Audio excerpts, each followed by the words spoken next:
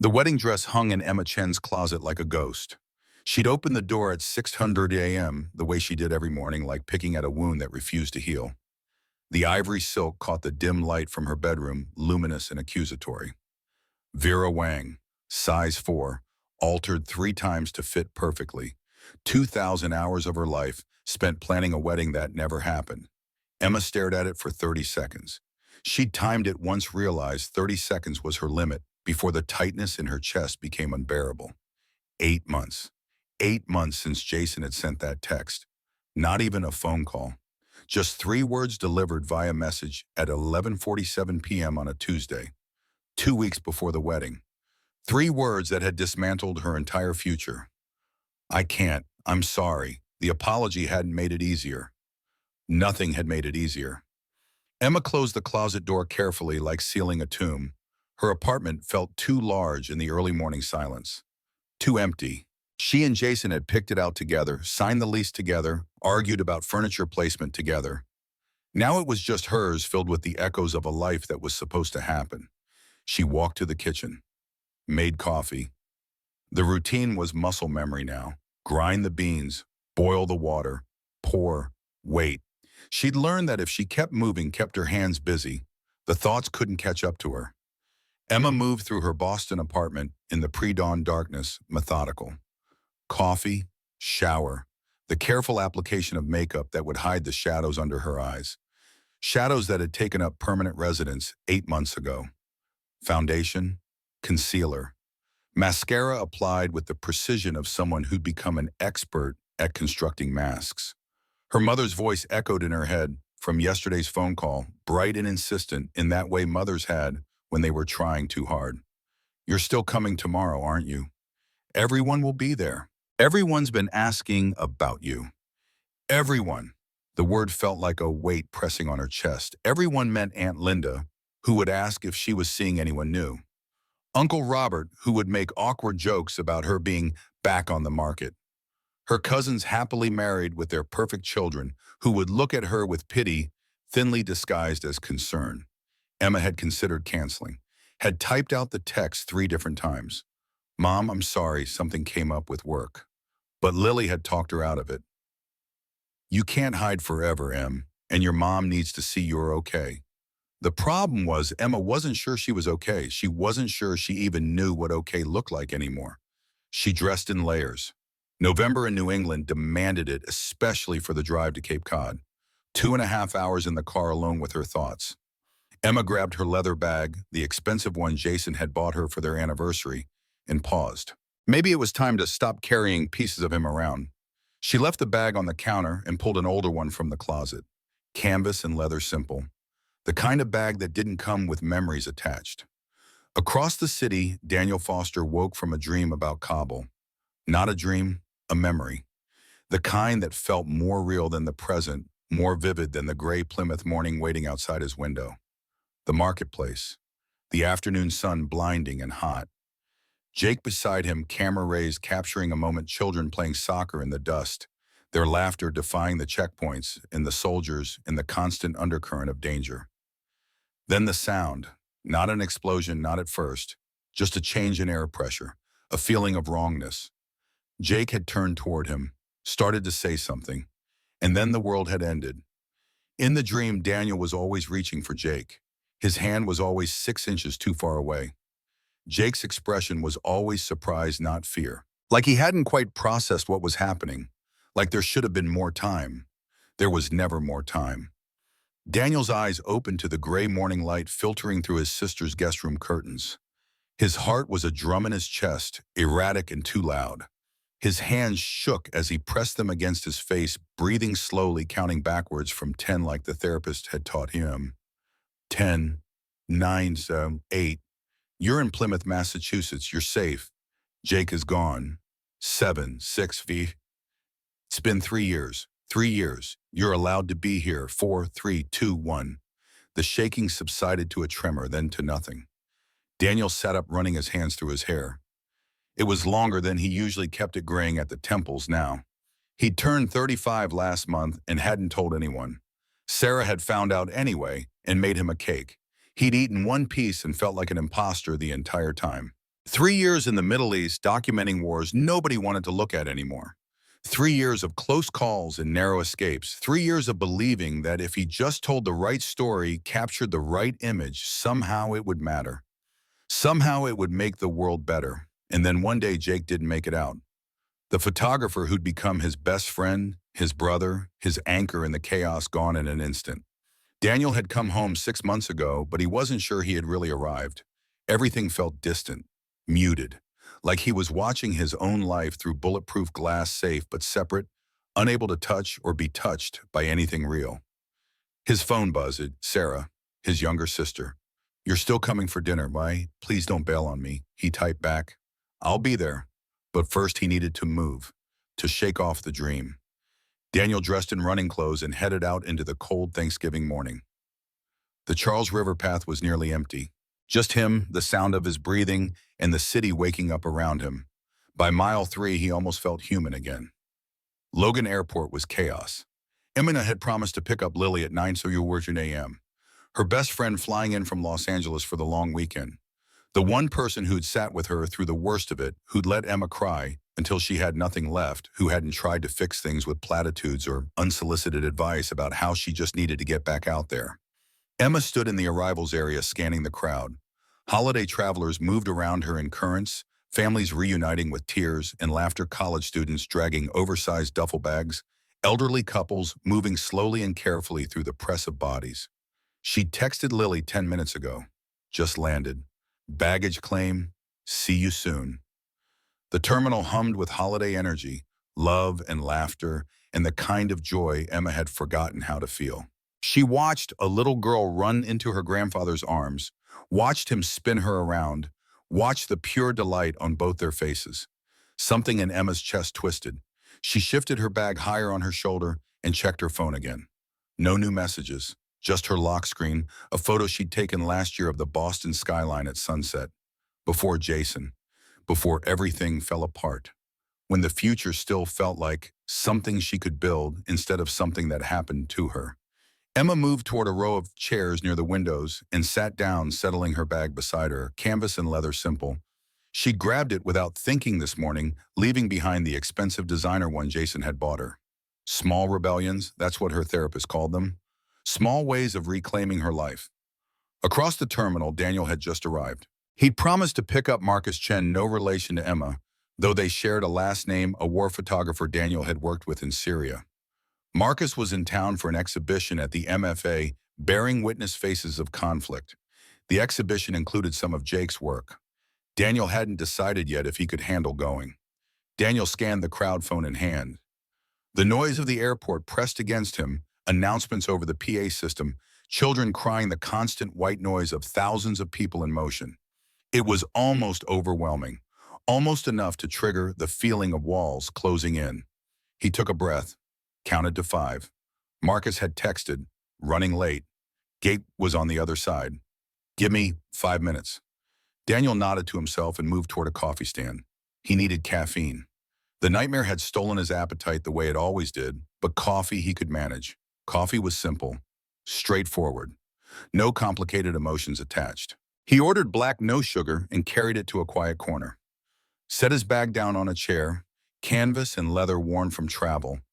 The same bag he'd carried through a dozen countries, through dusty marketplaces and bombed-out buildings in refugee camps where hope was a luxury most people couldn't afford. The bag was filled with notebooks, years of stories he'd documented, moments he'd tried to preserve, truths he'd tried to tell. And one letter, still sealed, sitting in the inside pocket like a ticking bomb. Daniel didn't look at it. He never looked at it. He just knew it was there. Emma's phone rang. "Lily, hey, I'm at baggage claim. Can you come down? This place is insane." "On my way." Emma grabbed her bag from the chair beside her and headed toward the escalators. She was thinking about the drive ahead, about facing her mother's well-meaning questions, about how to get through the next 48 hours without falling apart. She wasn't thinking about the bag. Daniel returned from the coffee stand, juggling his cup and his phone. Marcus had texted again. "Found my bag. Meet you at the exit." Daniel reached for his bag, or what he thought was his bag, and headed toward the doors. He had a 2-hour drive to Plymouth ahead of him. Sarah would have questions. She always had questions about how he was doing, how he was adjusting, whether he'd thought about what came next. He didn't have answers. By the time Emma reached her car in the parking garage, Lily was already texting about lunch plans. By the time Daniel made it to the highway, Marcus was talking about the exhibition, about the power of photography to bear witness. Neither of them had noticed the switch. The realization came at mile marker 47 on Route 3. Emma had been driving for 30 minutes, half listening to Lily's stories about LA, when she reached for her bag in the passenger seat. She wanted the protein bar she'd packed. Her stomach was empty, twisted with anxiety about the day ahead. Umayna. She unzipped the bag. Wrong bag. Emma's hands froze on the steering wheel. This wasn't her bag. Same style, same color, but definitely not hers. Inside a worn leather notebook, a handful of pens, a phone charger she didn't recognize. Everything okay? Lily asked from the passenger seat. I think I grabbed someone else's bag at the airport. Oh shit, seriously. Emma pulled the car onto the shoulder hazards, blinking. Her heart was racing for reasons she didn't understand. She picked up the notebook carefully like it might burn her. She shouldn't look. It wasn't hers. It was someone's private property. But her hands opened it anyway. The handwriting was male, sharp, precise. The kind of penmanship that came from years of taking notes in impossible conditions. The first entry was dated 3 months ago.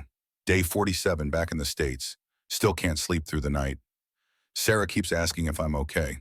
I don't know how to tell her I'm not sure what okay means anymore. Emma should have closed it, should have just looked for a phone number, a way to contact the owner. But she kept reading. Saw a kid playing with fireworks today, had a full panic attack in the grocery store. Pathetic. Jake would have laughed at me, or maybe he would have understood. I'll never know. Maria texted again. She checks on me every Thanksgiving. 3 years since I watched her husband die. 3 years since I came home and he didn't. I don't know why she bothers. I don't know why any of them bother. The words were raw, unfiltered, the kind of pain Emma recognized because she'd written similar things in her own journal. I don't know if I deserve to come home when he never will. Emma closed the notebook carefully. Her hands were shaking. Emma, Lily's voice was soft. What's wrong? Nothing, I need to return this. She dug through the bag more carefully this time, looking for identification. A business card tucked into a side pocket, Daniel Foster, freelance journalist. A phone number. Emma pulled out her phone. Daniel was halfway to Plymouth when his phone rang. Unknown number. He almost didn't answer, but something made him pick up. Hello? Hi, this is going to sound strange, but I think we have each other's bags. The voice was female, careful, a little breathless. Daniel frowned, then glanced at the passenger seat. He'd been so distracted, he hadn't even opened the bag yet. He pulled over hazards on. Hold on. He unzipped the bag. Definitely not his. Inside, architectural sketches, a sketchbook, a tablet, and a small leather journal with the initials EC embossed on the cover. Daniel shouldn't have opened it, but his hands moved before his brain caught up. The handwriting was feminine, elegant, the kind of careful script that came from someone who thought about every word. The first page was dated 6 months ago. I can't believe I'm writing this. I can't believe I have to write this. Jason is gone, not dead, just gone with her. After everything we built together, after all the plans, after I already sent out the invitations. Daniel's chest tightened. Mom keeps saying I need to move on. Lily keeps saying I deserve better. But how do you move on when you don't know what you're moving toward? How do you rebuild when the foundation was a lie? He turned the page carefully. There were sketches interspersed with the writing. A small house by the ocean, notes in the margins. Our forever home, E&J 2020 more. But someone had crossed out the J hard. Angry lines that nearly tore the paper. Daniel closed the journal. His hand was on his chest over his heart, like he could somehow protect himself from the ache of someone else's pain. Are you still there? The voice on the phone. Yeah, I'm here. His voice came out rough. I'm sorry, I didn't mean to. I read yours too. She cut him off, quiet. I'm sorry, I shouldn't have. A moment of silence. We should probably exchange bags, she said finally. Yeah, where are you? Route 3, heading toward Cape Cod. You, Route 3, heading toward Plymouth. There's a rest stop at exit 12. I can meet you there in 15 minutes. I'll be there. Daniel ended the call and sat in his car staring at the journal in his hands. He didn't know this woman, didn't know her story beyond what he'd glimpsed in those pages. But something in her words had cracked open a place in his chest he'd been trying to keep sealed. How do you rebuild when the foundation was a lie? He didn't have an answer. But maybe, just maybe, someone else who was asking the same question might understand. The rest stop was nearly empty. Emma pulled into a parking spot and turned off the engine. Her hands were shaking slightly. She'd been gripping the steering wheel too tight for the past 15 minutes, her mind racing through scenarios of how this meeting would go. Hi, I'm the person who invaded your privacy and read about your trauma. Hey, sorry I saw into your soul without permission. None of it felt right. Lily looked at her carefully from the passenger seat. You okay? I don't know. Emma laughed, but it came out shaky brittle. I read a stranger's journal. His friend died. He has PTSD, and I'm about to give him back his bag, and he's going to know I read about the worst day of his life. Maybe he'll understand. He read yours too, right? That's not the same thing. Why not? Emma didn't have an answer, or maybe she did, but she couldn't articulate it. Reading about Jason leaving her, that was humiliating, painful. But it wasn't the same as reading about watching someone die. It wasn't the same as guilt, that deep, that existential. Her phone buzzed. Unknown number. I'm here. Dark blue sedan. Emma took a breath. Okay, I'm going. She grabbed his bag from the back seat and got out of the car. The cold hit her immediately, the November wind off the Atlantic, sharp and unforgiving, carrying the smell of salt and rain. The sky was heavy with clouds, the kind of gray that promised the day would only get darker. A car pulled up beside hers. Dark sedan, Massachusetts plates. The driver's side door opened. Emma's breath caught. He was tall, probably 6'1" or 6'2", dark hair graying slightly at the temples. Worn jeans, a black jacket that looked military in its simplicity. But it was his face that stopped her, the kind of face that had seen things. Lines around his eyes, not from smiling, but from squinting into sun and dust in situations that required constant vigilance. A careful way of moving, economical, like he was always anticipating something. Always ready. Daniel Foster. He was holding her bag. Their eyes met across the few feet of pavement between them, and Emma felt something shift.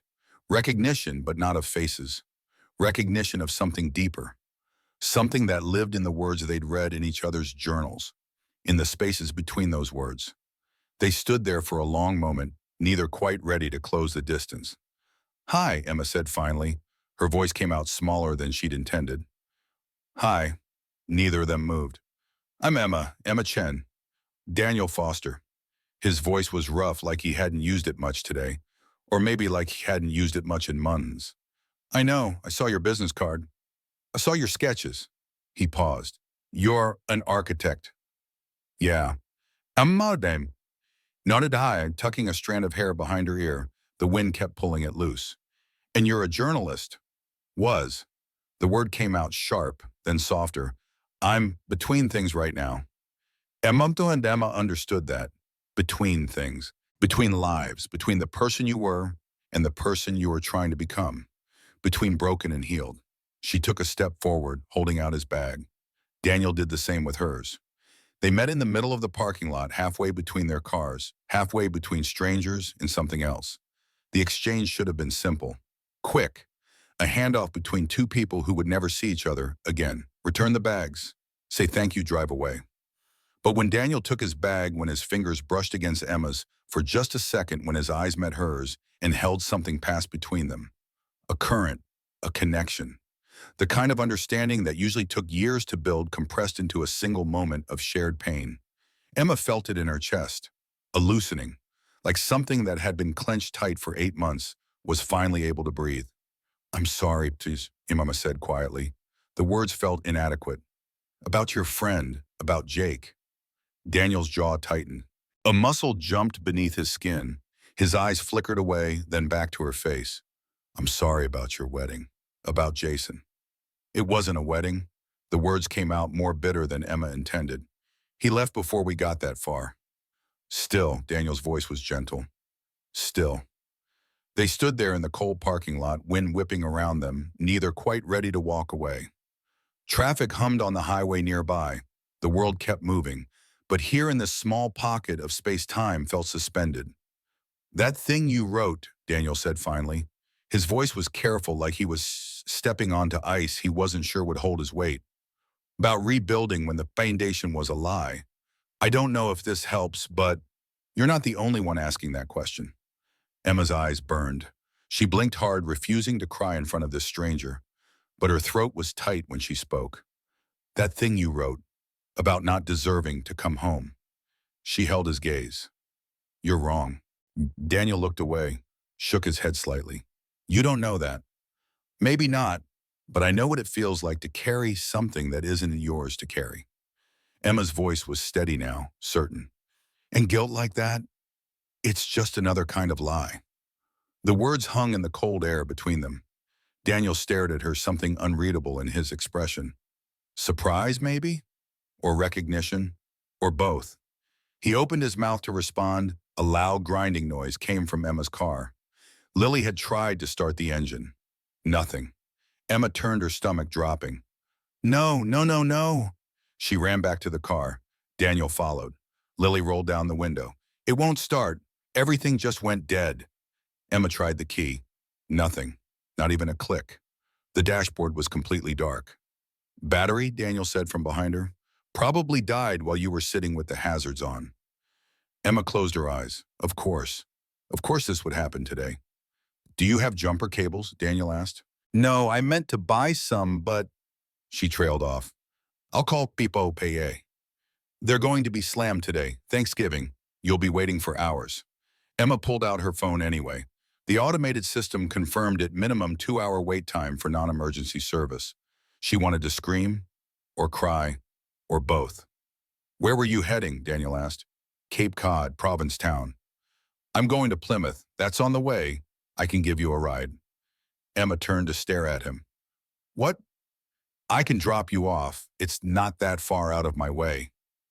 You don't have to do that. I know. Daniel shrugged.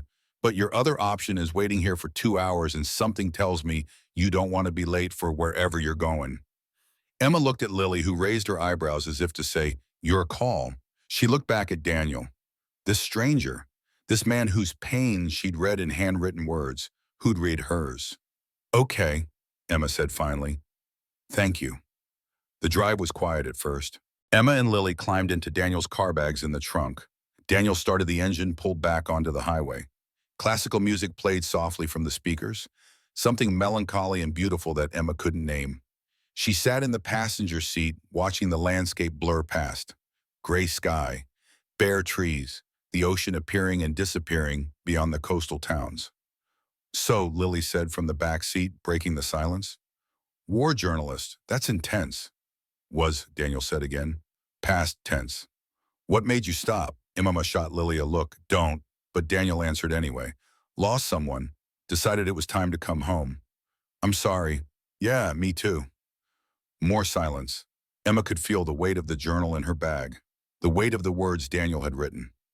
I don't know if I deserve to come home when he never will. Can I ask you something? Emma said suddenly. Daniel glanced at her. Sure. That letter in your bag, the one you haven't opened. Do you want to open it? Daniel's hands tightened on the steering wheel. I don't know. What if it says something you need to hear? What if it says something I can't handle? Emma understood that. God, she understood that. I have a wedding dress, she said quietly, in my closet. I haven't thrown it away. I keep telling myself I will, but I can't. Daniel looked at her, really looked at her. Why? Because throwing it away means accepting it's over, and I don't know what comes after over. Nothing comes after over, Daniel said. That's the problem. It's just empty. No, Emma shook her head. Empty is just another word for possibility, right? Empty means you get to choose what comes next. Daniel laughed, but it wasn't a happy sound. You sound like my therapist. Is your therapist right? I don't know yet. They drove in silence for another mile, then 2. The highway stretched ahead of them, gray and endless. That house, Daniel said finally. In your sketches. The one by the ocean. What about it? Are you going to build it? Emma's throat tightened. It was Jason's dream, not mine. Are you sure? What are you Wayne one? I mean, you drew it. You designed it. Maybe it was your dream first and you just let him claim it. Emma stared out the window. She'd never thought about it that way. I have this warehouse, Daniel said quietly, in Plymouth. I bought it 6 months ago. Jake and I used to talk about opening a gallery together. After we retired, somewhere people could come and see the stories we'd documented, the faces we'd photographed, the truth we'd tried to tell. That sounds beautiful. I don't know what to do with it now. Feels like I'm betraying him if I move forward. Feels like I'm betraying him if I don't. Emma turned to look at Daniel's profile, the strong jaw, the lines around his eyes, the way his hands gripped the steering wheel like it was the only thing keeping him anchored. Maybe you're not betraying anyone, she said softly. Maybe you're just trying to survive. Daniel's eyes met hers for a brief moment before returning to the road. Maybe, he said, but surviving feels like a betrayal too. They stopped for coffee an hour into the drive, a small place off the highway, the kind of mom-and-pop cafe that somehow survived despite the Starbucks down the road. Warm and smelling of cinnamon and fresh bread, local art on the walls, seascapes and lighthouses, the visual language of coastal New England. A handful of other travelers quiet over their own coffees, their own journeys. Emma ordered for herself and Lily lattes, both with an extra shot. She needed the caffeine, needed something to focus on besides the strange, settled feeling in her chest. The feeling that something had shifted when Daniel's fingers brushed hers in the parking lot. Daniel got his coffee black, no sugar. Emma noticed his hands were steady when he paid, steadier than when they'd first met. Like the act of driving, of having a purpose, had calmed something in him. They found a table by the window. Outside, the rain had started light, persistent. The kind of November rain that felt like it might never stop. The kind that turned the world gray and low and somehow both melancholy and comforting. Emma wrapped her hands around her cup, absorbing the warmth. She watched the rain streak down the glass. Lily was scrolling through her phone, giving Emma and Daniel space without making it obvious. Smart. Lily had always been good at reading rooms, reading people. Daniel sat across from Emma, his coffee untouched for now. He was looking out the window too, his expression distant. She wondered what he was seeing. The rain or something else. Some other landscape, some other moment in time. The silence stretched, but it wasn't uncomfortable. It was the kind of silence Emma had forgotten existed, the kind where you didn't need to fill the space with words, where presence was enough. Tell me something good, Lily said, suddenly breaking the quiet. She was looking between Emma and Daniel like she'd made a decision, like she'd appointed herself the guardian of this fragile moment. Tell me something that makes you happy. Real present tense happy, not past, not future, right now. Emma opened her mouth, then closed it. The question was simple, but the answer felt impossibly complex. When was the last time she'd felt happy? Real happy, not the performance of happiness she'd gotten so good at constructing. She thought about it, really thought about it. Sketching, she said, finally, the word coming slow like she was discovering it as she spoke. When I'm working on a design and everything just clicks, when the lines feel right and I can see it, the whole building in my head before it exists. When I can feel the way people will move through the space, the way light will fall through the windows. When I'm creating something that didn't exist before. She paused. That makes me happy. Lily nodded, satisfied, then turned to Daniel. Your turn. Daniel stared into his coffee. The steam rose in delicate spirals. Emma thought he wasn't going to answer, thought maybe the question was too hard, too much after everything. Then quiet, the ocean, early morning, when nobody else is there, just me and the water and the sound of the waves. It's the only time my head gets quiet. The words were simple, but Emma heard the weight behind them. The need for quiet, the need for peace, the need for a moment when the past wasn't screaming quite so loud.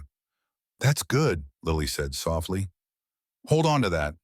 Emma looked at Daniel. He was still staring out the window at the rain, but something in his posture had softened.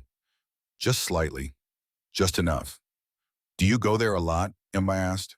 The ocean, every day. He took a sip of his coffee. More when it's bad. Is it bad now? Daniel's eyes flickered to hers. There was something in his gaze, honesty maybe, or just exhaustion. The exhaustion of pretending things were fine when they weren't. It's Thanksgiving, he said. I'm supposed to be with family, supposed to be grateful, supposed to have moved on by now. A pause.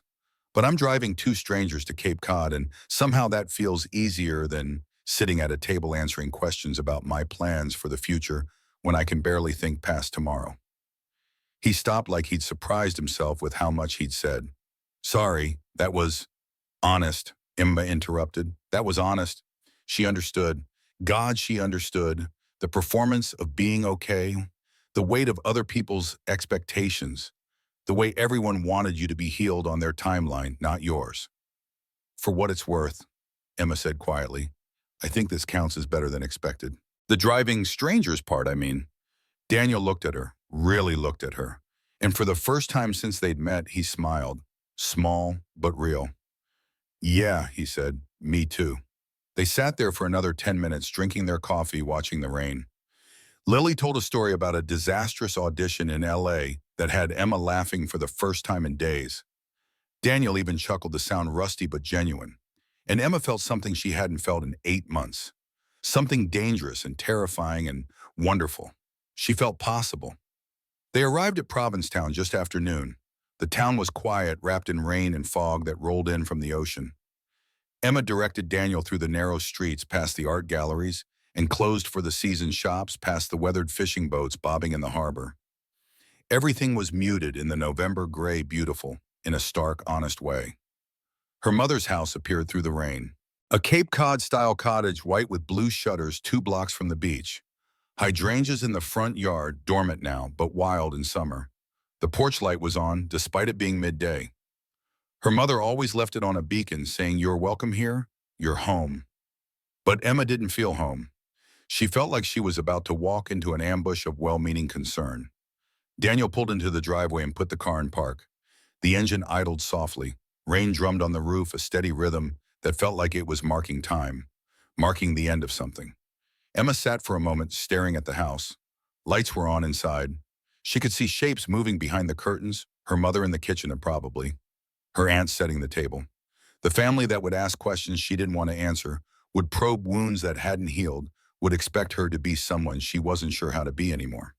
Thank you, she said, turning to Daniel, for the ride, for, she trailed off, not sure how to finish, for understanding, for not asking questions, for reading my pain and not looking away. It's nothing, Daniel said. It's not nothing. Their eyes met, held. Emma felt that current again, that connection, like they were speaking a language nobody else knew, built from shared brokenness, in the fragile hope that maybe somehow healing was possible. She should get out of the car, should let this moment end, should walk away from this stranger in the strange, unexpected comfort of his presence. But she couldn't quite make herself move. Can I ask you something? Emma said quietly. Sure.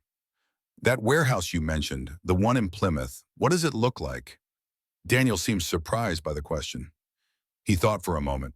It's old, probably 1920s. Red brick, big windows facing the water. The kind of building that's seen 100 different lives. He paused. Jake and I walked past it once, years ago when we were visiting Sarah. He said it would make a perfect gallery, said he could see it, white walls, natural light photographs that told stories people needed to hear. And you bought it? Emma said softly. 6 months ago. Haven't been inside since. Daniel's hands tightened on the steering wheel. Don't even know why I bought it, just couldn't let it go to someone else. Because it was his dream. Because it was our dream. Emma understood. The house by the ocean she couldn't stop sketching. The wedding dress she couldn't throw away. The ways we hold on to pieces of the futures that didn't happen because letting go feels like admitting we were wrong to hope in the first place. You know what I think, Emma said. What? I think dreams don't belong to just one person. I think they're bigger than that. She turned in her seat to face him fully. That warehouse, yeah, Jake dreamed about it. But you're the one who made it real. You bought it. You kept it. That makes it yours now. I don't know what to do with it. Maybe you're not supposed to know yet. Maybe it's okay to just have it until you're ready. Daniel looked at her. Something in his expression shifted, softened, opened like a door he'd been holding shut, had finally carefully been unlocked. "Thank you," he said. The words were simple, but Emma heard everything behind them. She smiled, reached for the door handle. This was it, the moment where she got out and this strange, unexpected connection ended, where they both went back to their separate lives, their separate pain. But before she could open the door, Daniel spoke again. "Emma," she turned back. "That house, the one in your sketches, the one by the ocean." He held her gaze. "You should build it. Not for Jason. For you." Emma's throat tightened, her eyes burned. She nodded, not trusting her voice, and got out of the car. Lily followed, pulling their bags from the trunk. Emma stood in the driveway, rain soaking into her hair, watching Daniel's car. He hadn't driven away yet, just sat there, engine running, like he was as reluctant to leave as she was to let him go.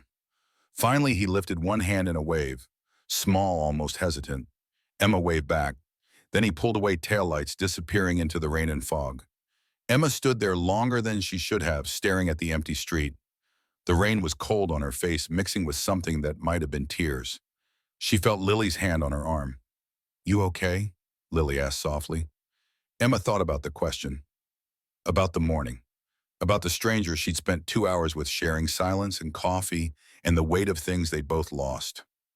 About the way he'd looked at her, not with pity, not with the careful distance people usually maintained around grief, but with understanding, recognition, the acknowledgement that sometimes being broken is the most honest thing you can be. "Yeah," Emma said finally. She took a breath. The air smelled like salt and rain and possibility. "I think I might be." She picked up her bag, her real bag, the one with her sketches and her journal, and all the pieces of herself she'd been too afraid to look at, and turned toward her mother's house. The porch light glowed warm against the gray day. Emma walked toward it, Lily beside her, and for the first time in 8 months, the future didn't feel quite so terrifying.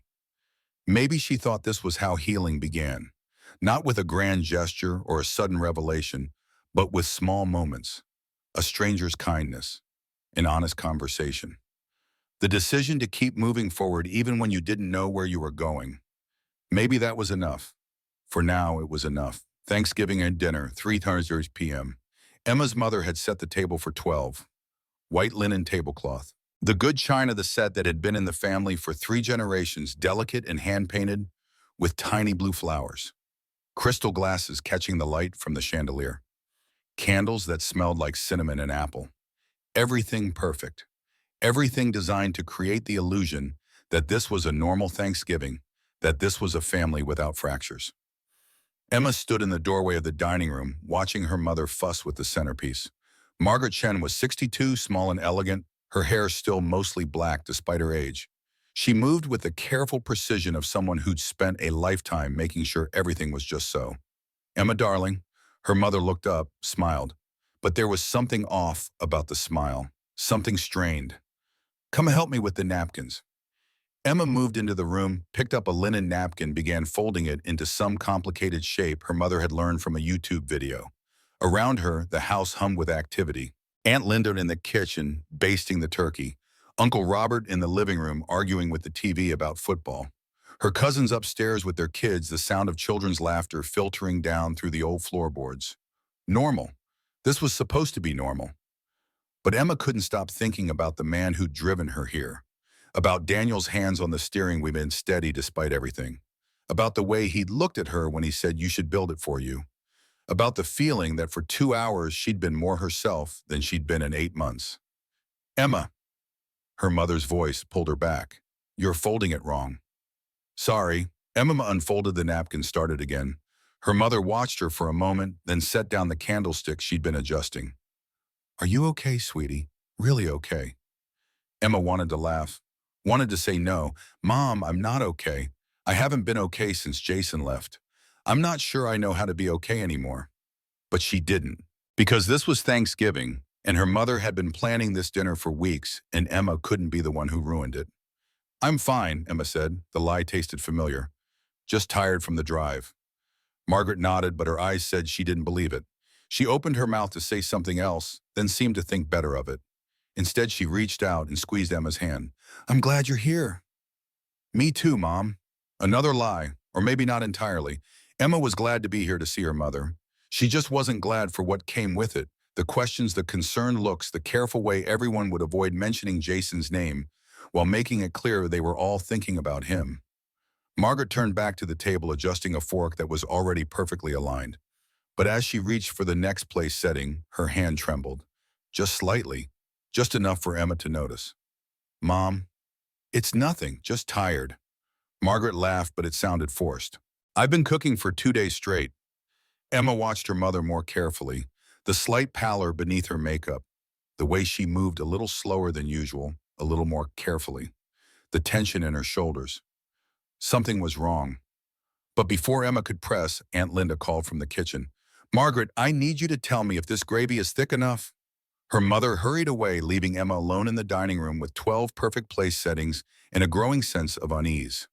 Across the bay in Plymouth, Daniel sat at his sister's table and tried to remember how to be human. Sarah had gone all out. Roasted turkey, stuffing mashed potatoes, 3 different kinds of pie. The table was smaller than Emma's mother's, just 6 people. Sarah and her husband Tom, their 2 kids, Maya 8 and Connor 5, and Daniel. And the empty space where Jake should have been. Daniel could feel it, that absence. It sat at the table like a ghost taking up room, demanding acknowledgement. Jake had been at this table 3 years ago, the last Thanksgiving before everything went wrong. He'd brought wine, good wine, the expensive kind he always splurged on for holidays. He'd made the kids laugh with magic tricks. He'd told Sarah she was the best cook in Massachusetts, even though they'd both known it wasn't true. Now he was gone and Daniel was here, and the mathematics of that felt fundamentally wrong. "Uncle Danny, do you want to see my drawing?" Maya appeared at his elbow, holding up a piece of construction paper covered in crayon marks that might have been a turkey or might have been a dragon. It was hard to tell. "It's beautiful," Daniel said, "because that's what you said to 8-year-olds about their art." "It's you," Maya said proudly. "See, that's your camera." Daniel looked closer. Sure enough, there was a stick figure with something that could generously be interpreted as a camera. The stick figure was smiling. Daniel couldn't remember the last time he'd smiled like that, uncomplicated, genuine. "Thank you," he said, and meant it. "I love it." Maya beamed and ran off to show her mother. Tom appeared with a beer. "You doing okay?" It was the question everyone kept asking. Daniel was getting tired of lying. "Yeah, fine." Tom nodded, but his eyes said the same thing Margaret had said to Emma.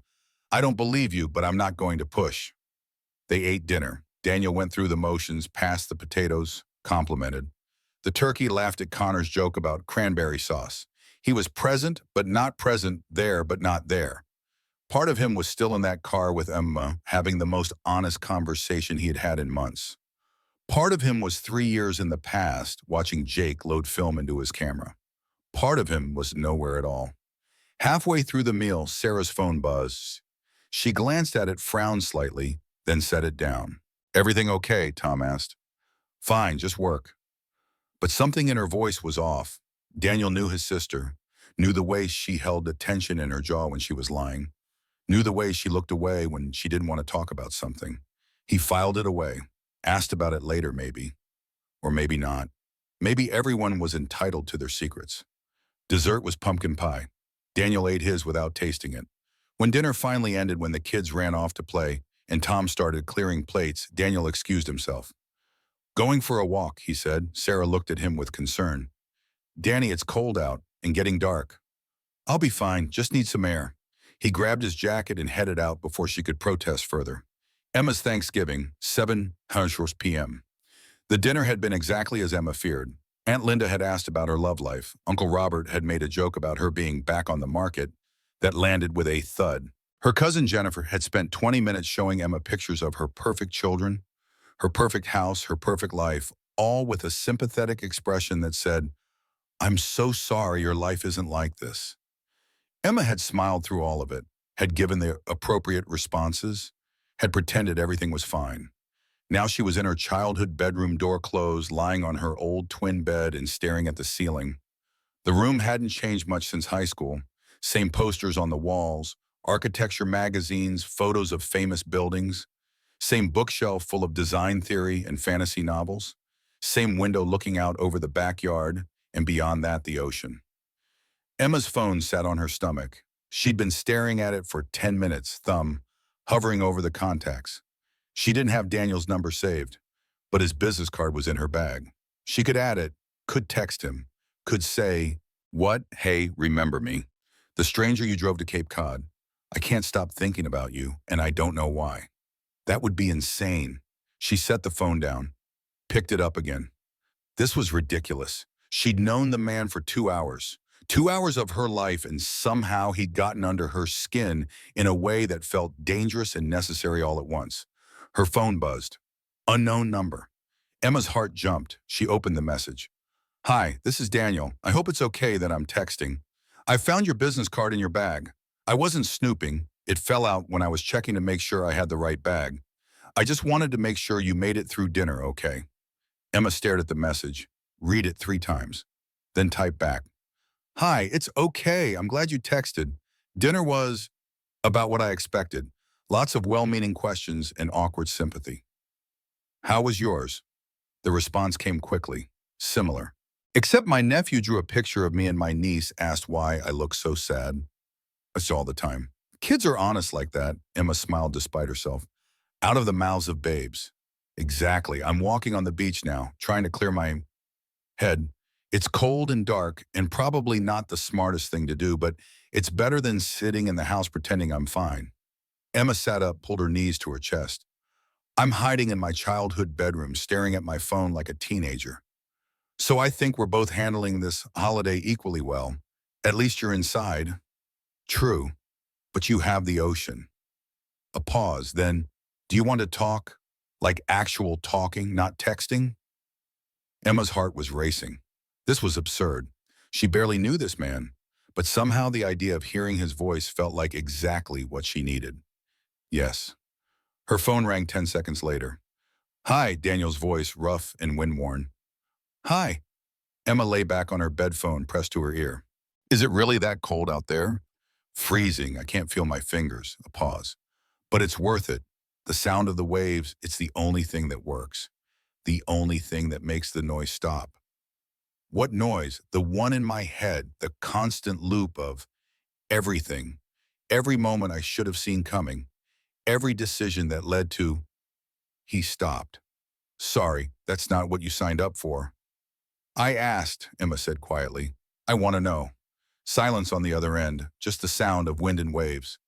"I keep thinking about that day," Daniel said finally. "The day Jake died. We'd been in Kabul for 3 weeks, documenting a story about a school that had been rebuilt after an attack. The kids were incredible, so resilient, so full of hope, despite everything. Jake was photographing them, and they were posing like little models, making him laugh." Emma closed her eyes, listening. "We decided to walk back to the hotel instead of taking the car. It was only a few blocks and the day was beautiful. Which is a strange thing to say about Kabul, but it was. Clear sky, warm sun. We were talking about the future, about coming home, opening that gallery, about all the stories we still had to tell." Daniel's voice cracked slightly. "And then there was this sound. Not loud at first, just wrong.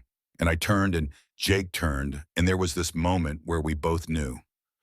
Just knew, and I reached for him, tried to pull him down, tried to—" He stopped. Emma could hear him breathing hard on the other end of the line. The blast was 20 feet away. Jake was closer. I got knocked back. When I could see again through the dust and the smoke, he was just lying there. And I crawled to him and I held his hand and I watched him die. And the whole time I kept thinking, this should have been me. I'm the one who wanted to walk. I'm the one who said it was safe. This should have been me." Emma's eyes were burning. Her throat was tight.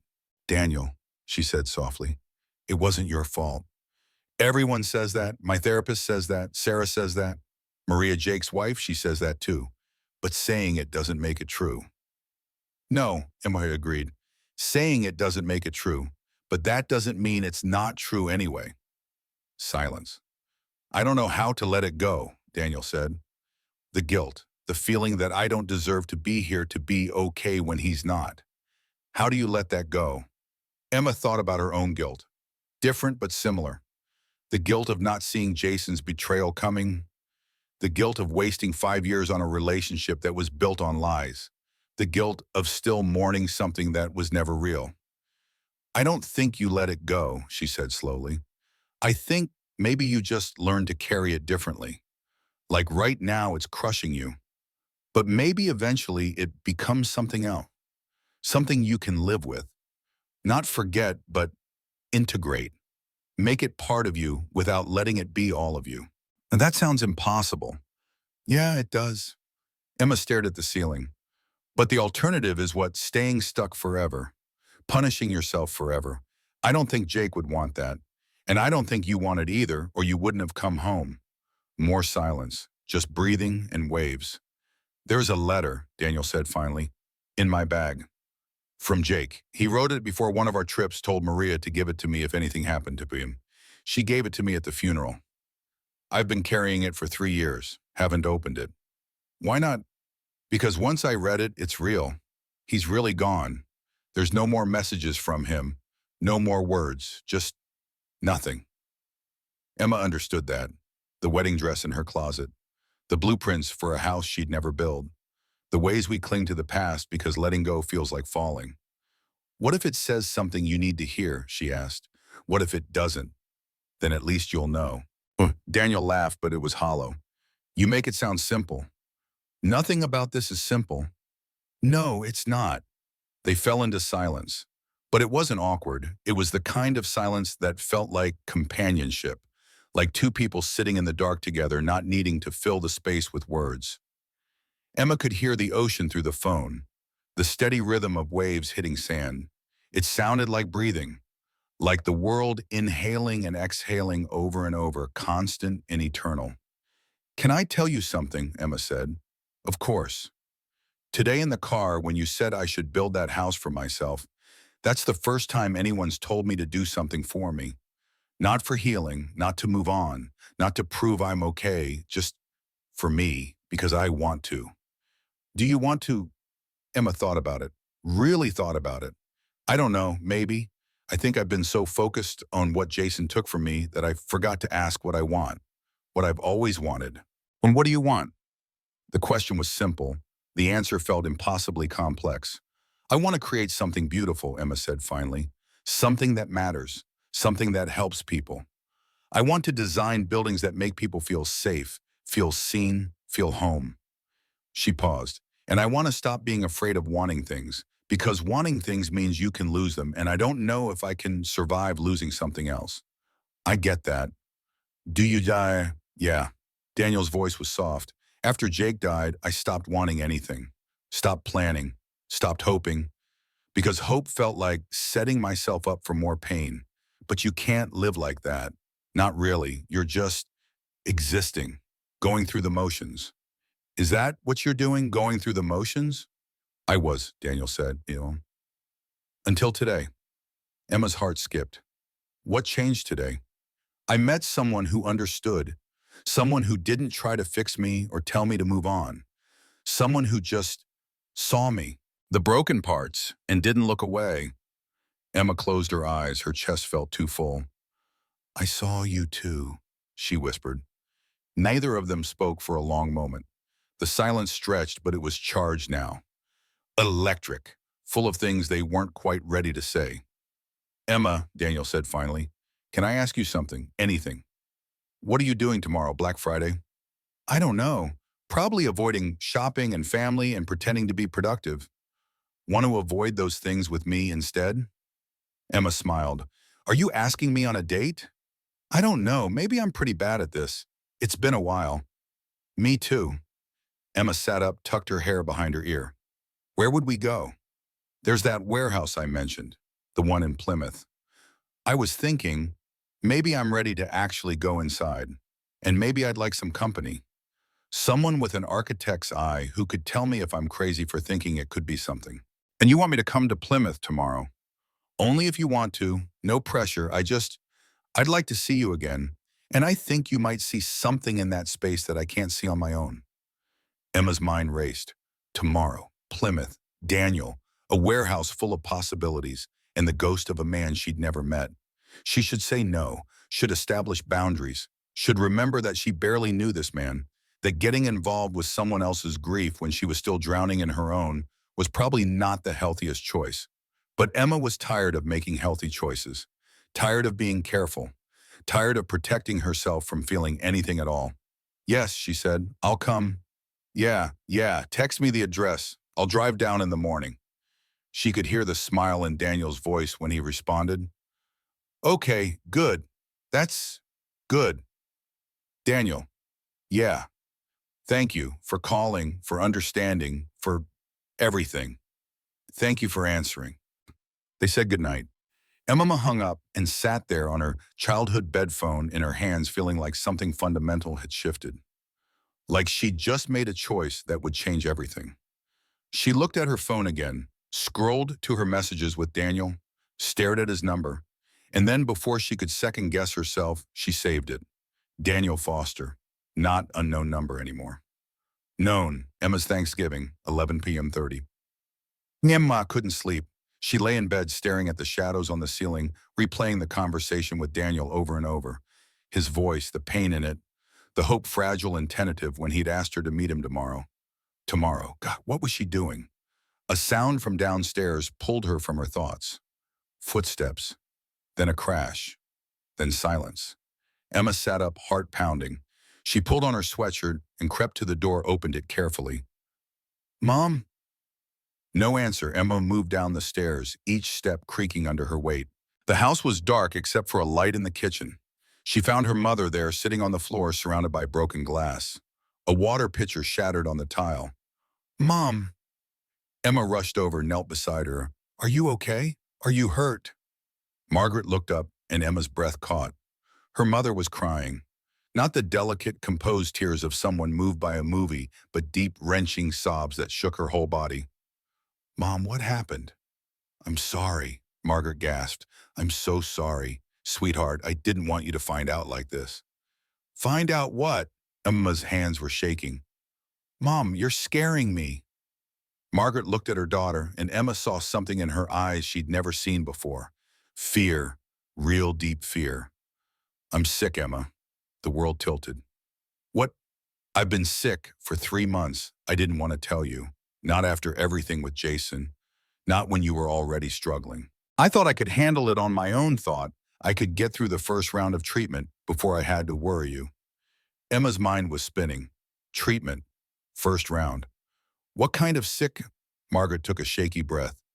Breast cancer, stage 2. They caught it early, but it's aggressive. I've been doing chemotherapy. Started 2 weeks ago. Cancer. The word felt like a punch to the chest. 2 weeks ago, and you didn't tell me. I was going to. I was going to tell you this weekend. But then you seemed so fragile tonight, and I thought maybe I should wait until after the holiday until you were feeling stronger. Stronger? Emma's voice cracked. Mom, I'm your daughter. You should have told me immediately. You should have. She stopped, overwhelmed. Why didn't you tell me? Because you've been through enough. Margaret reached for Emma's hand. I've watched you these past 8 months trying to hold yourself together, trying to be okay. I couldn't add this to your plate. I couldn't be another thing you had to worry about. Emma pulled her mother into her arms, careful of the broken glass around them. She held her while she cried, felt her own tears soaking into her mother's hair. You don't get to protect me from this, Emma whispered. You don't get to go through this alone. I'm sorry. How bad is it? The doctors are optimistic. The prognosis is good, but the treatment is rough. And I'm tired, Emma. I'm so tired. Emma pulled back, looked at her mother. Really looked at her. Saw the pallor beneath the makeup, the weight loss she'd tried to hide with loose clothing, the tremor in her hands that Emma had noticed earlier, but dismissed. How had she missed this? How had she been so wrapped up in her own pain that she couldn't see her mother was suffering? I'm staying, Emma said firmly. I'm not going back to Boston until we figure this out. We're doing this together. Emma, you have work. You have your life. My life can wait. You're more important. Margaret shook her head. No, listen to me. I don't want you putting your life on hold for me. That's exactly what I was trying to avoid. You need to live, Emma. You need to heal. You need to find out who you are after Jason. And you can't do that if you're here playing caretaker. I don't care. I'm staying. Emma. Mom. Emma took her mother's face in her hands. Stop trying to protect me. Stop trying to carry this alone. We're going to get through this together. Okay, together. Margaret's face crumpled. She nodded and Emma held her while they both cried on the kitchen floor, surrounded by broken glass and broken secrets and the terrifying reality of illness and mortality and all the things they couldn't control. When they finally pulled apart, when they'd cleaned up the glass and made tea and sat at the kitchen table in the deep quiet of midnight, Margaret reached across and squeezed Emma's hand. "There's something else," she said softly. "What? I want you to promise me something. Anything. Don't let this stop you from living, from taking chances, from opening yourself up to new things, new people." Margaret's eyes were intense. "I see the way you've closed yourself off since Jason. And I understand it, but you can't live like that forever, sweetheart. You can't let fear make all your decisions." Emma thought about Daniel, about tomorrow, about the warehouse and the possibility of something new, something uncertain, something that scared her because it meant hoping again. "What if I get hurt again?" Emma whispered.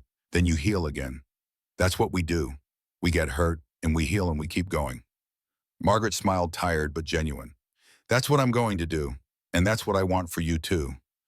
Emma nodded, unable to speak past the lump in her throat. They sat there together as the night deepened. Mother and daughter both fighting their own battles, both learning that strength sometimes means letting other people in. And Emma thought tomorrow she would go to Plymouth. She would see Daniel. She would look at a warehouse and imagine possibilities. Tomorrow she would try to live. Black Friday, 900 a.m. Emma left early before anyone else was awake. She'd left a note for her mother gone to Plymouth. "Back tonight. I love you." The drive took an hour and a half. Emma had texted Daniel the night before after her mother had finally gone to bed, after Emma had lain awake thinking about cancer and grief and all the ways life could shatter when you weren't looking. "Still okay if I come tomorrow?" "More than okay. I'll send you the address." Now Emma pulled up to the warehouse and sat in her car for a moment, staring at the building. It was exactly as Daniel had described. Red brick, probably 1920s. 3 stories, big industrial windows facing the water. The kind of building that had history written into its bones. The kind of building that had seen generations of workers, of production, of purpose. Now it sat empty, waiting. Daniel's car was already there. Emma could see him standing by the water, hands in his pockets, looking out at the bay. She got out, walked toward him. Her feet crunched on gravel. He turned at the sound, and when he saw her, his face transformed. Not quite a smile, but something close. Something that looked like relief. "You came," he said. "I said I would." They stood there for a moment, neither quite sure how to greet each other. A handshake seemed too formal, a hug too familiar. They settled for just standing close, a few feet apart, connected by invisible threads of understanding. "How was the rest of your night?" Daniel asked. Emma thought about telling him, about her mother, about the cancer. But the words felt too heavy to share, too raw to expose to someone she barely knew. "Complicated," she said instead. "Jesus was a man, or as I saw or similar." Daniel looked back at the warehouse. "I came here at 6 this morning, sat in my car for 2 hours before I could make myself get out." "Why bow?" "Because going inside means acknowledging it's real, that I bought this place, that I'm actually thinking about doing something with it, that maybe I'm ready to move forward." He turned to her. "That terrifies me." "Moving forward, like it always does," Emma said softly, "but standing still terrifies me more." Daniel studied her face. "Something happened. Last night." It wasn't a question. He could see it in her eyes, the weight she was carrying. Emma looked out at the water. "My mother's sick, cancer. She's been hiding it from me for 3 months because she didn't want to add to my stress." "Emma, I'm okay. I mean, I'm not okay, but I will be. We will be." She turned back to him. "But it made me realize something. Life doesn't wait for you to be ready. Things happen, good and bad, whether you're prepared or not. So maybe the only thing you can do is show up, take the chances when they come." Daniel was quiet for a long moment. "Is that what this is?" he asked finally. "A chance?" "I think so, maybe." Emma smiled, small but real. "Want to show me inside?" The warehouse was vast, empty except for dust and light. The windows let in streams of morning sun that cut through the space like spotlights, illuminating particles floating in the air. The floors were original hardwood, scuffed and worn but beautiful. The brick walls had been painted white at some point, but the paint was flaking, revealing the red underneath. Emma walked slowly through the space, taking it in. Her architect's eye was already seeing possibilities, already imagining what this could be. "What do you think?" Daniel's voice echoed slightly in the emptiness. "I think it's perfect," Emma breathed. She moved to the windows, looked out at the water. Plymouth Bay stretched before them, gray and choppy, under the November sky. Boats bobbed in the harbor. In the distance, the horizon was just a line between water and clouds. "You could put the gallery here," Emma said, gesturing to the main floor. "Natural light for the photographs. White walls to let the images speak. But you'd need more than just gallery space." "What do you mean?" Emma turned, excitement building in her chest. This? This was what she loved, seeing potential, seeing how a space could transform lives. A gallery is beautiful, but it's passive. People come, they look, they leave a have. But what if this was more? What if it was a place where people could come and tell their own stories, where they could create, not just consume? Daniel moved closer, listening. "You could have the gallery on the main floor." Emma continued, warming to the idea. "Jake's photographs, other photographers' work. But upstairs," she pointed to the exposed second floor accessible by an old iron staircase. "Upstairs could be workshop space, photography classes, writing workshops, art therapy sessions, a place for veterans, for people who've experienced trauma, to come and process through creativity." She was talking with her hands now sketching in the air. "And on the third floor, maybe a quiet room, just windows and light and space to breathe. No expectations, just presence for people who need silence to heal." Emma stopped suddenly, self-conscious. "Sorry, I got carried away." "No." Daniel was staring at her with an expression she couldn't read. "Don't apologize. That's, that's incredible. That's exactly what this should be." "Really?" Jake always said photography wasn't just about capturing moments. It was about bearing witness, honoring stories, giving voice to people who couldn't speak for themselves. Daniel looked around the warehouse with new eyes. This would do that. This would be exactly what he wanted. Emma smiled. "So maybe it's time to stop thinking of this as Jake's dream. Maybe it's yours now." "Our dream," Daniel said quietly. Emma's breath caught. "What? You just designed this whole thing in 5 minutes. Your vision, your ideas. This isn't just my project anymore. It's ours." He turned to her. "If you want it to be." Emma's heart was racing. This was crazy. She barely knew this man. They'd met yesterday. Yesterday. And now he was offering her a partnership in something deeply personal, something meaningful, something that could change everything.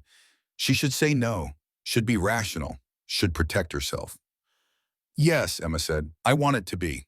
Daniel's face transformed, a real smile, this time full and genuine. "Yeah, yeah." Emma laughed, surprised by her own certainty. "Let's build something beautiful." They stood there in the empty warehouse, light streaming through the windows, possibility humming in the air between them. And then Daniel took a step closer, just one step, close enough that Emma could see the flecks of gold in his brown eyes, close enough that she could feel the warmth of him in the cold space. "Emma," he said softly. "Yeah, I know this is fast. I know we just met, but I feel like I've known you longer than a day, like maybe I've been waiting to meet you for a really long time." Emma's heart was a drum in her chest. "I feel that too." "Is that crazy?" "Probably," she smiled, "but I don't care." Daniel reached out slowly, giving her time to pull away. His hand found hers, their fingers interlaced. The touch was electric, simple and profound, a connection that felt like coming home. They stood there holding hands in an empty warehouse while the morning light painted patterns on the floor and the possibility of something new bloomed between them. "I'm scared," Emma whispered. "Me too. What if we're not ready for this? What if we are?" Emma looked up at him, at this man who'd driven her to Cape Cod, who'd read her pain and understood it, who'd called her in the middle of the night and made her feel less alone, who'd offered her partnership and hope and the chance to build something meaningful. "Okay," she said, "okay." Okay, let's try. Let's see what happens. Daniel's thumb traced circles on the back of her hand. No expectations, no pressure, just seeing where this goes. Seeing where this goes, Emma echoed. They stayed like that for a long time, hands joined, possibilities stretching before them like the bay outside the windows, vast and uncertain and full of promise. And Emma thought maybe this is how healing begins. Not alone in the dark, but together in the light. Not with grand gestures, but with small moments of connection. Not with certainty, but with willingness to try. Maybe that was enough. Maybe this was enough. 2 weeks later, December Boston had transformed into winter.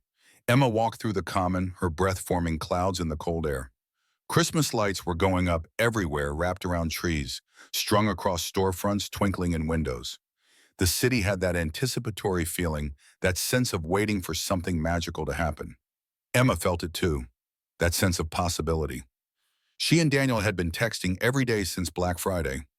Long conversations that stretched late into the night, about everything and nothing. About their mothers, Margaret's chemotherapy was going as well as could be expected, and Emma drove to Cape Cod every weekend. About the warehouse, they'd started drawing up real plans, getting estimates, dreaming bigger. About themselves, the small details that build intimacy. Favorite books, childhood memories, the way coffee tasted better on rainy mornings. They'd seen each other 3 times. Once for lunch in Boston, where they'd talk for 4 hours and barely touch their food. Once for a sunset walk on Plymouth Beach, where they'd held hands and watched the sky turn colors that seemed impossible. Once at the warehouse again, where Emma had brought her laptop and sketches, and they'd spent the afternoon planning the renovation. They hadn't kissed yet. They were both dancing around it, both aware of the tension building between them, both afraid that crossing that line might shatter whatever fragile thing they were building. Emma's phone buzzed in her pocket. She pulled it out, smiling before she even saw the name. Daniel questioned, "Do you believe in fate?" Emma, that's a heavy question for 3 p.m. on a Wednesday. Daniel, I'm having a moment. Bear with me. Emma. Okay, I'm bearing. What kind of moment? Daniel, I'm at the warehouse. The contractor just left. He thinks we can start demolition after the new year. And I'm standing here thinking about how none of this would be happening if your car battery hadn't died. If we hadn't grabbed the wrong bags. If we hadn't met. Emma stopped walking, stood still in the middle of the common while people streamed around her. Emma, are you asking if I think we were meant to meet, Daniel, maybe? I don't know. I've never believed in that stuff. But this feels, I don't know, like something I didn't know I was looking for. Emma's chest felt too full. She typed, deleted, typed again. Emma, I think maybe fate is just what we call it when we're brave enough to say yes to something scary. We could have just exchanged bags and driven away. But we didn't. We chose this. Daniel, I'm glad we did. Emma, me too, Daniel. Can I see you this weekend? Emma, I'm going to Cape Cod Saturday. Mom has chemo. But maybe Sunday. Daniel, I'll come to you. We can get dinner, real dinner, not the kind where we forget to eat. Emma laughed, causing a passing jogger to glance at her curiously. Emma, it's a date. She sent it before she could second guess herself. Because that's what it was, wasn't it, all of this? Dating, learning each other, building something. Daniel, it's a date. Emma pocketed her phone and kept walking, her smile refusing to fade. The cold air didn't feel quite so cold anymore. Emma's office was glass and steel and beautiful views of Boston Harbor. She'd worked here for 6 years, climbing the ladder from junior architect to project manager. The work was good commercial buildings, mostly the kind of structures that define skylines and corporate campuses. But lately something had shifted. The work felt hollow, like she was designing buildings for profit margins instead of people, like she'd lost sight of why she'd become an architect in the first place. Emma. Her boss, Richard, appeared at her door. Got a minute? Sure. Richard closed the door behind him, which was never a good sign. Or was it? Emma couldn't read his expression. I'll cut to the chase, Richard said, settling into the chair across from her desk. The San Francisco office is expanding. They need a senior architect to lead their new sustainable design division. I recommended you. Emma's heart stopped. What? It's a huge opportunity, career-defining. You'd have your own team, your own projects, full creative control over designing green buildings, which I know has always been your passion. Richard leaned forward. They want to interview you next week. But honestly, the job is yours if you want it. I've already talked you up. They're excited. San Francisco, full creative control, her own team, everything she'd worked toward for a decade. When would I start? Emma heard herself ask. January. They'd want you out there for orientation by the second week. 6 weeks. 6 weeks to uproot her entire life. To leave Boston, leave her mother during treatment. Leave Daniel. Can I think about it? Emma asked. Of course, but Emma, Richard stood. Don't overthink this. Opportunities like this don't come around often. You've earned this. After he left, Emma sat at her desk and stared at the harbor without seeing it. Her phone felt heavy in her pocket. She should be excited. This was everything she'd wanted before Jason, before her mother's diagnosis, before Thanksgiving and a stranger with sad eyes who'd driven her home, before everything changed. Emma pulled out her phone, scrolled to her messages with Daniel. Their conversation from earlier was still open. I think maybe fate is just what we call it when we're brave enough to say yes to something scary. She'd said that, believed it.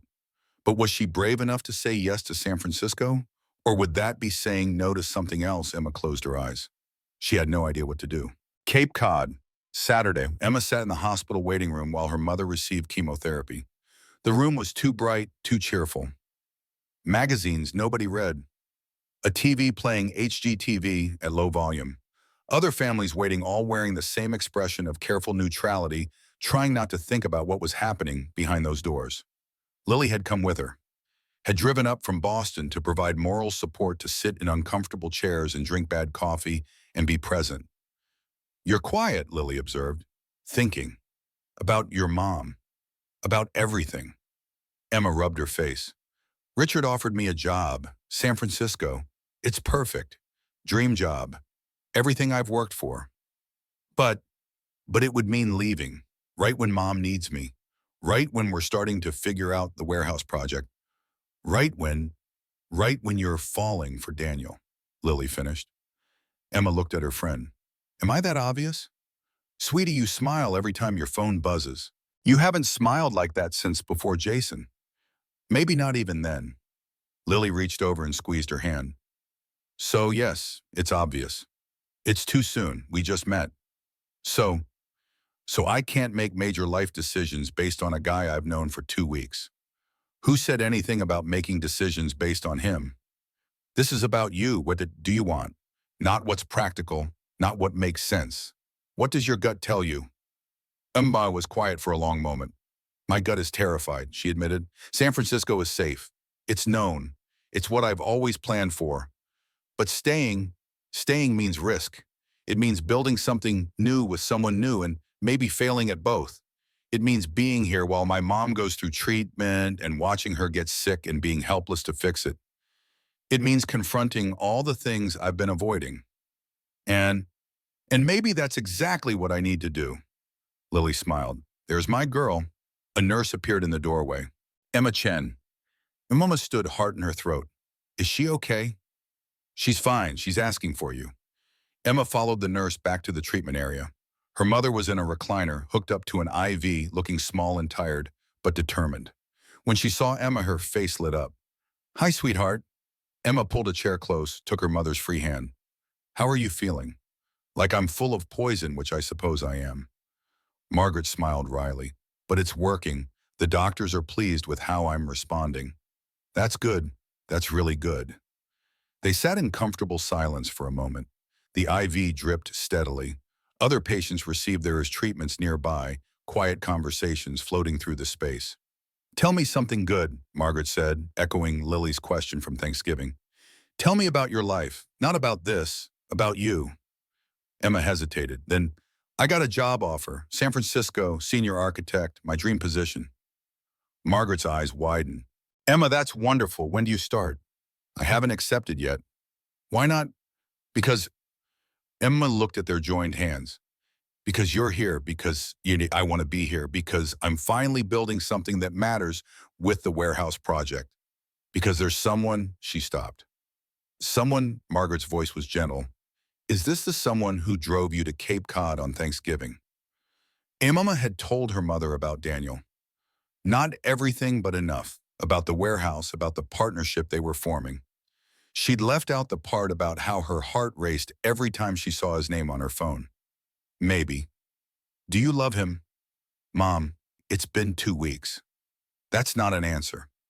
Emma thought about Daniel, about his careful smile and his wounded eyes, and the way he listened like every word she said mattered, about holding hands in an empty warehouse while planning a future, about late-night phone calls that felt like coming home. I don't know, Emma said honestly, but I think I could. I think maybe I already am starting to. Margaret squeezed her hand. Then don't go to San Francisco. But it's my dream job. No, Margaret's voice was firm. It's a dream job, but it's not the dream, not anymore. I can see it in your eyes when you talk about that warehouse, that light, that passion. That's your real dream. What if I'm making a mistake? What if I'm giving up an incredible opportunity for something that might not work out? Then you'll figure it out. You'll adjust. You'll find another opportunity. Margaret looked at her daughter intently. Emma, I didn't tell you I was sick because I was trying to protect you. But that was wrong. You don't need protection. You need permission. Permission for what? Permission to choose what makes you happy, not what makes sense, not what's practical, not what everyone expects. Margaret's eyes were fierce. Permission to take risks, to fall in love, and to build something new, to live, Emma, really live, not just survive. Emma's eyes filled with tears. What if I fail? Then you'll have tried. That's more than most people can say. Emma leaned forward and carefully hugged her mother, mindful of the IV. Margaret held her tight. I'm proud of you, Margaret whispered. No matter what you choose. But choose for yourself. Choose what makes you feel alive. The storm, Sunday evening, 3 weeks after Thanksgiving. The weather forecast had been calling for snow all week. Emma should have paid attention, should have checked the radar before driving to Plymouth. But she'd been distracted, nervous about seeing Daniel, wondering if tonight would be the night they finally acknowledged what was building between them. Dinner had been perfect, a small Italian place near the harbor, candlelight and wine and conversation that flowed like they'd been doing this for years. Daniel had told her about opening Jake's letter. He'd finally done it the night before. Jake had written about living fully, about not wasting the gift of being alive, about finding light even in darkness. He said something I can't stop thinking about, Daniel had said over tiramisu. He said, if you're reading this, it means I'm gone. Don't you dare stop living because of me. Find your light, Danny. And have you, Emma had asked quietly, found your light? Daniel had looked at her with such intensity that Emma had felt it in her bones. I think maybe I'm starting to. Now at 9 p.m., Emma was driving home through the beginning of what the radio was calling a historic nor'easter. Snow was falling so thick she could barely see 10 feet ahead. The roads were already covered. Traffic had slowed to a crawl. Her phone rang. She answered on Bluetooth. Hello? Emma, where are you? Daniel's voice was tight with worry. Heading back to Boston. I'm fine, just going slow. Emma, they're saying this storm is going to get worse, much worse. You need to pull over, come back. I'm already halfway home. It'll be fine. Please, the fear in his voice stopped her. Please don't do this. Don't drive through this. I can't. He stopped, started again. I can't lose someone else to my own stupidity. I shouldn't have let you drive home in this. Please come back. Emma's heart clenched. She looked at the road ahead. The snow was getting heavier by the minute. Visibility was dropping. Other cars had pulled over. Okay, she said. I'm turning around. The relief in Daniel's voice was palpable. Thank you. I'll have the guest room ready. But turning around proved harder than expected. Emma took the next exit, trying to loop back toward Plymouth. The exit ramp was steep, covered in fresh snow. She felt the car start to slide. Emma, Daniel's voice in her ear. You still there? Yeah, I'm. The car slid sideways. Emma's stomach dropped. She corrected, overcorrected. The car spun slowly, almost gracefully. Hit a snowbank, stopped. Silence. Emma sat there, heart-pounding, hands shaking on the wheel. The engine had stalled. Snow covered the windshield. Emma, Daniel's voice was frantic. Emma, what happened? I'm okay. The car spun out. I'm off the road, but I'm okay. Where are you? But they in? Exit 7, I think. The ramp. I can't see anything. Stay in at the car. Lock the doors. I'm coming. Daniel, you can't drive in this. I'm already in my car. Send me your exact location. I'm coming. Emma wanted to argue, wanted to tell him to stay safe, to let her call Kopoe. But the truth was she was scared. The snow was coming down so hard now. The car was cold. She couldn't see any other vehicles. She sent her location. Please be careful. Always, just stay on the phone with me. So Emma stayed on the phone. Daniel talked to her while he drove, his voice steady and calm, even though she could hear the tension underneath. He told her about the warehouse, about the contractor's plans, about his idea for the opening exhibit. Jake's work, yes, but also photographs from other war journalists, stories that needed to be told. We should have a section for healing, Emma found herself saying, her voice shaking from cold or fear or both.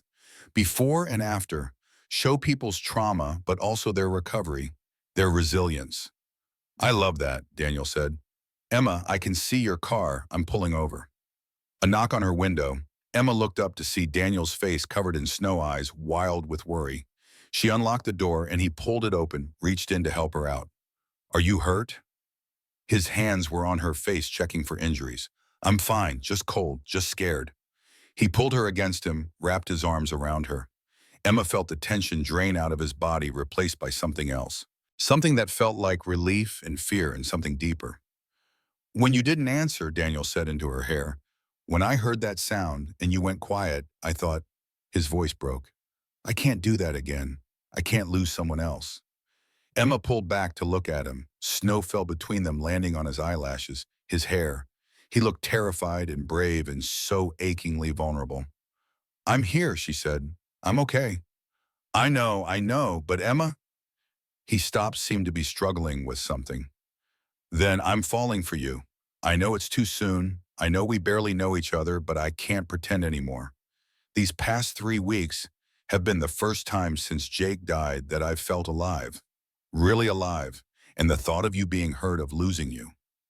Emma kissed him. She didn't think about it, didn't plan it, just rose up on her toes in the middle of a snowstorm and pressed her lips to his. Daniel made a sound, surprise or relief something, and kissed her back. His hands cupped her face, gentle despite the urgency. The kiss was cold and warm at once, desperate and tender, in answer to a question neither of them had known how to ask. When they pulled apart, both breathing hard, Emma rested her forehead against his. I'm falling for you too, she whispered. It terrifies me, but I'm falling. Daniel's thumb traced her cheekbone. What do? We try, we take the risk, we see what happens. Even though it's scary, especially because it's scary. He kissed her again, softer this time, a promise instead of a question. Come on, he said finally, let's get you out of this cold. Daniel's apartment, late night, they called a tow truck from Daniel's apartment. The car would be fine, just needed to be pulled out and checked. Emma sat on his couch wrapped in a blanket drinking tea while Daniel made phone calls. The apartment was small but comfortable. Books everywhere, photographs on the walls, some of Jake's work, Emma realized. A window looking out over the harbor. Evidence of a life being carefully rebuilt. When Daniel finally sat down beside her, Emma felt the weight of the evening catch up. The fear, the relief, the kiss, the admission. It was overwhelming and perfect and terrifying. Can I tell you something, Emma said. Anything. I got offered a job in San Francisco. Senior architect. Dream position. Daniel went very still. Last week, I haven't accepted yet. I've been trying to figure out what to do. That's incredible, Emma. That's everything you've worked for. It is. But everything I care about is here. My mom, the warehouse, you. She turned to face him. I know it's crazy. I know we just met, but I don't want to go to San Francisco. I want to stay here and build the warehouse with you. I want to see where this goes. I want to design a healing space instead of another corporate building. I want to choose something that scares me because it matters, not something that's safe because it's expected. Daniel was quiet for a long moment. When he spoke, his voice was careful. Emma, you can't give up your dream for me, for us. That's too much pressure. What if this doesn't work out? What if you resent me later? This isn't just about you, it's about me, about what I want, about choosing a different kind of dream. Emma took his hand. I've spent my whole life doing the practical thing, the safe thing. I stayed with Jason even when I knew something was wrong because leaving seemed too hard. I kept pursuing jobs I didn't really want because they looked good on paper. I've been so afraid of making the wrong choice that I forgot to make any choice at all. And now I want to choose what makes me feel alive, even if it's risky, even if it's uncertain. She held his gaze. I want to choose this. Choose us. Choose the warehouse. Choose a different kind of future. Daniel brought her hand to his lips, kissed her knuckles.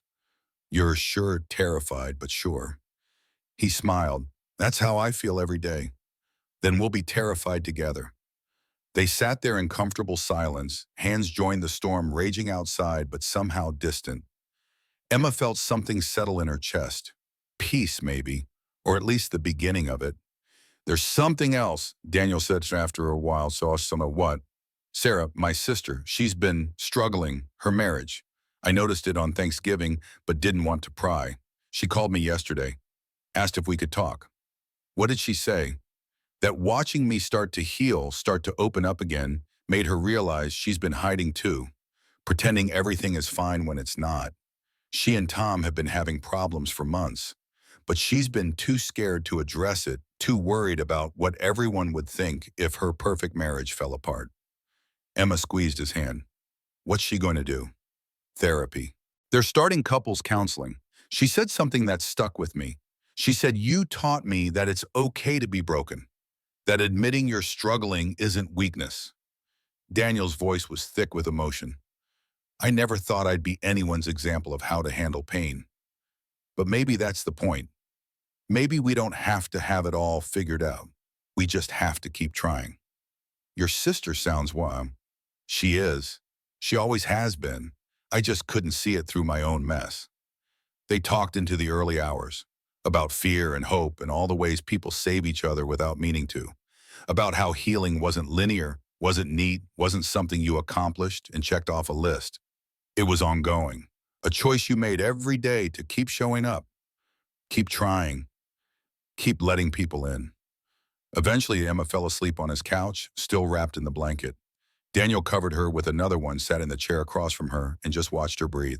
This woman who'd stumbled into his life on the worst, best Thanksgiving he'd ever had. This woman who'd seen his pain and hadn't looked away. This woman who was choosing him, choosing them, choosing uncertainty over safety. He'd spent 3 years believing he didn't deserve happiness, believing that survival was a betrayal. But maybe Jake's letter had been right. Maybe the way to honor the dead wasn't to stop living, but to live more fully, to find light, to love again. Daniel picked up his phone, found the photo Emma had sent him earlier, a sketch of the warehouse with notes about window placement and gallery lighting. He stared at it for a long time. Then he opened a new message. To Maria, Jake's widow. I'm finally moving forward with the gallery. I met someone who's helping me design it, someone who understands. I think Jake would have liked her. I think you would too. Thank you for not giving up on me, for the letter, for everything. The response came quickly, even though it was almost 3 a.m. I'm so happy for you, Danny. He would be proud of you. I'm proud of you. Send me photos when it's done. I want to be at the opening. You'll be the first person I invite. Daniel set his phone down and looked at Emma again. In sleep, she looked younger, peaceful. Some of the tension she carried had smoothed away. He thought about fate, about chance, about wrong bags and dead batteries and storms that brought people together. Maybe none of it meant anything. Maybe it was all just random, but it felt like something. It felt like the universe offering a second chance, a new beginning, a possibility of healing. And Daniel was finally ready to take it. 3 weeks later, December 23rd. The warehouse was chaos. Contractors had started demolition. Dust filled the air. The sound of power tools echoed off brick walls. Emma wore a hard hat and carried blueprints, directing workers with the confidence of someone who knew exactly what she was building. Daniel watched her from across the space, marveling. 3 weeks ago, this had been an empty building full of ghosts. Now it was transformation in progress, becoming something new. His phone buzzed. Unknown number. Hello, Daniel Foster. Yes, this is Jason Chen. I'm trying to reach Emma Chen. I was told you might know where she is. Daniel's blood went cold. Jason, the ex-fiancé, the one who'd left her 2 weeks before the wedding. Why are you trying to reach her? That's between me and Emma. Is she there or not? Daniel looked across the warehouse at Emma laughing at something one of the contractors had said. Happy, healed, moving forward. Hold on. He walked over to her, pulled her aside. Emma, there's a call for you. It's Jason. Emma's face went pale, then hard. What does he want? He didn't say. You don't have to talk to him. Emma took the phone. Give me a minute. She walked outside. Daniel watched through the window, saw her pacing, saw her face go from shock to angry to something he couldn't read. 5 minutes passed. 10. When she came back in, she handed him the phone without speaking. What did he want? Daniel asked carefully. He wants to meet, says he made a mistake, says he wants to try again. Daniel's heart dropped to his stomach. What did you tell him? Emma looked at him. Her eyes were clear, certain. I told him no. Emma, I told him I've moved on, that I'm building something new with someone who actually sees me, that I finally understand the difference between settling and choosing. She stepped closer. I told him I'm happy, really happy, and that I wish him well, but I don't want him back. Daniel felt like he could breathe again. Are you sure? Daniel, I spent 5 years with Jason. 5 years trying to make myself fit into his vision of what our life should be. I designed a house I thought we both wanted, but really it was his dream. I planned a wedding that was more about appearance than commitment, and when he left, I thought I'd lost everything. She took his hands, but I didn't lose anything. I freed myself, and I found you, found this, found a dream that's actually mine. What if you regret it? The only thing I regret is wasting so much time being afraid. Emma smiled. I'm not afraid anymore. I'm choosing this, choosing us, choosing the warehouse, choosing a life that matters. Daniel pulled her into his arms, held her tight. Around them, the warehouse hummed with activity, with transformation, with possibility.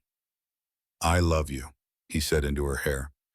Emma pulled back to look at him. Her eyes were bright with tears. I love you too. The words felt monumental, real, true in a way that made everything else fall away. They kissed there in the dusty warehouse, while contractors pretended not to notice, while the future took shape around them, while the past finally gently released its hold. 6 months later, June.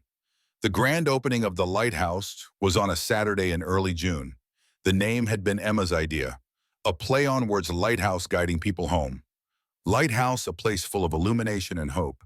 The main floor gallery featured Jake's work, photographs from war zones, refugee camps, moments of humanity in the midst of horror, but also photographs from other journalists, other artists. And in the back corner, a small exhibit called Healing in Progress, before and after photos of people who'd survived trauma.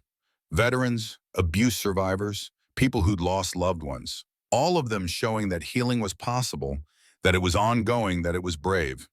The second floor had been transformed into workshop space, photography classes, art therapy, writing groups. The rooms were booked solid for the next 3 months. The third floor was Emma's favorite, the quiet room, just windows and light and the sound of the ocean. Meditation cushions, journals if people wanted to write, but no pressure, no expectations, just space to breathe. 200 people came to the opening, Sarah and her family, Margaret finishing her final round of chemo and declared cancer-free. Lily, who'd flown in from LA, Marcus and other journalists Daniel had worked with, Maria and her son Jake Jr., who was 5 now, and fascinated by his father's photographs. Emma stood with Daniel in the center of the main gallery, watching people move through the space, seeing them stop in front of photographs, reading the stories, seeing light dawn in their eyes as they recognized their own pain reflected back. We did it, Emma said softly. We did.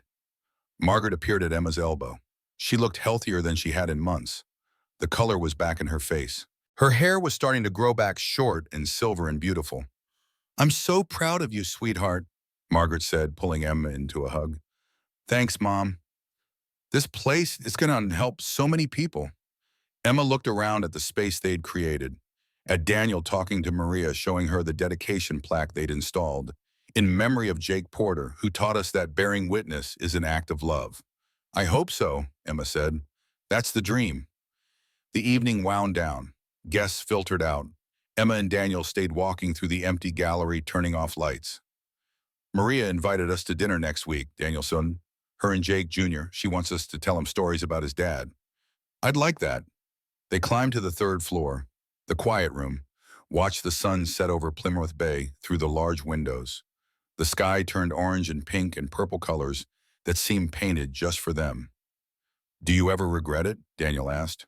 Turning down San Francisco? Emma thought about it honestly. No, not even a little bit. This is exactly where I'm supposed to be. Even on the hard days. Especially on the hard days. She leaned into him. You know what, I realized San Francisco would have been impressive.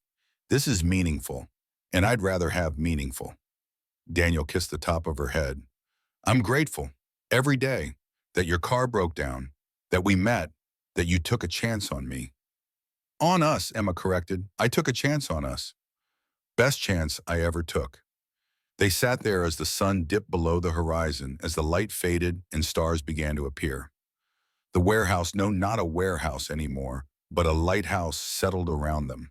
Solid, real, built on a foundation of shared pain and shared hope. Emma thought about Thanksgiving, about a stranger who'd become everything, about misadventures that led to connection, about learning that sometimes the best things in life come from moments of chaos when you're broken down by the side of the road and someone stops to help. What are you thinking? Daniel asked. About fate, about choice, about how maybe they're the same thing.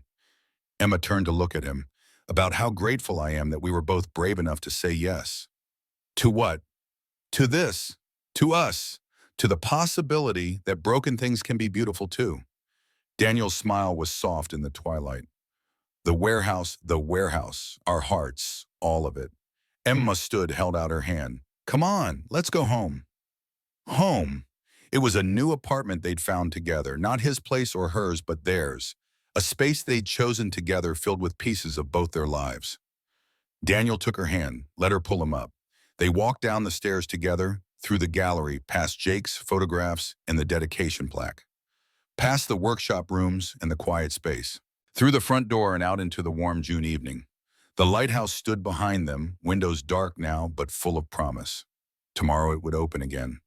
Tomorrow people would come seeking healing, seeking community, seeking light.